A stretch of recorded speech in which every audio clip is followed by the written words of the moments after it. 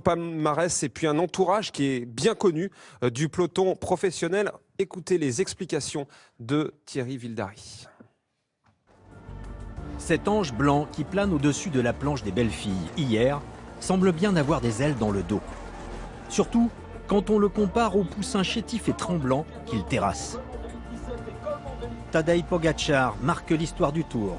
En allant 3 secondes plus vite au kilomètre que Primož Roglič et 2 secondes plus vite que Tom Dumoulin, le meilleur rouleur grimpeur du monde, médusé. En prenant le maillot jaune la veille de l'arrivée, en devenant le plus jeune vainqueur du Tour depuis plus d'1 siècle. Je vis un rêve, c'est tout ce que je peux dire. C'est incroyable. Incroyable. Pourtant, depuis 2 ans, Tadej Pogačar s'annonce comme un prodige. Tour de l'Avenir 2018, 3 étapes de la Vuelta 2019, 3 sur le Tour et le Général en 2020. Il aura 22 ans demain. De quoi impressionner les anciens? Chacun sa carrière, chacun sa vie. Et pour un au monde, moi j'échangerais ma vie actuelle. Donc voilà, c'est des coureurs qui sont nés avec plein de talent, peut-être plus que moi. Donc voilà, c'est le plus fort qui gagne le Tour de France, il a gagné. Et je pense qu'il est le plus fort du Tour. Donc c'est une logique des choses. Le talent du Slovène n'est pas contesté. Mais sa précocité épate même ses patrons. C'est le cycliste parfait. Il est gentil, éduqué, respectueux de ses camarades. Il écoute. On savait qu'on avait un coureur exceptionnel, un talent qui soit prêt déjà cette année à ce niveau-là. On ne s'y attendait pas, mais il a fait une performance extraordinaire. Mais ce duo de chauves à la tête du AE Team, c'est une ombre sur le jaune du maillot. Le manager espagnol Machi Fernandez a encadré depuis les années 2000 plus d'une dizaine de tricheurs. Dernier en date, José Cobo, vainqueur de la Vuelta en 2011, déclassé en 2019. Mais surtout, Gianetti et Machi dirigeaient en 2008 l'équipe Saunier Duval qui provoqua le dernier grand scandale de dopage sur le Tour. Riccardo Rico, Leonardo Piepoli, vainqueurs de 3 étapes, sont convaincus de dopage sanguin et à l'EPO. L'équipe quitte le Tour en cours de route. 12 ans plus tard, Mauro et Machi sont de retour. Tadej Pogačar, lui, fréquemment contrôlé durant ce Tour et toujours négatif, c'est pour eux un élixir de jouvence. Voilà, alors évidemment, comme disait Thomas Voeckler, il peut avoir du talent sans qu'on doute et qu'il y ait de la suspicion. Il y a toujours de la suspicion sur les coureurs qui marchent dans le Tour.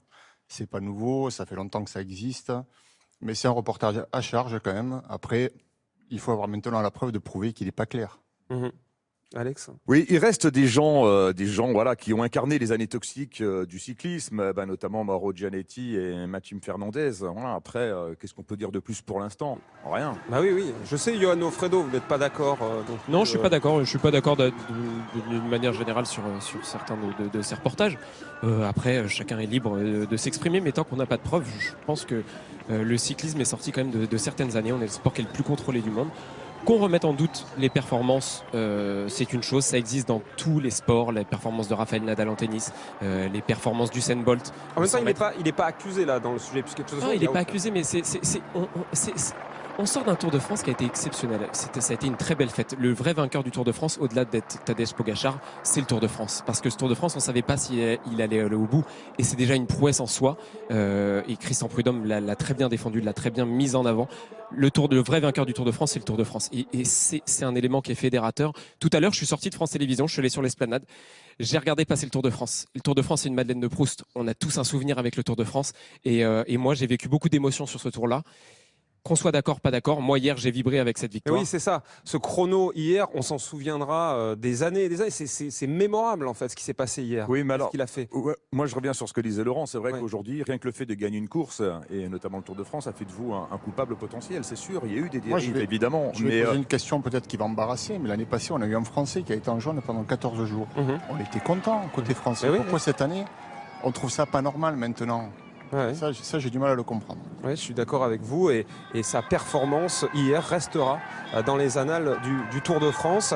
On peut parler aussi voilà, de cette amitié quand même entre Roglic et Pogačar. Ils se connaissent depuis longtemps. Oui, de la belle attitude de Roglic, parce qu'il se voyait quand même gagner le Tour de France avec une équipe qui a été formidable à ses côtés pendant 3 semaines. C'est terrible pour lui de perdre ce maillot jaune alors qu'il avait pratiquement 1 minute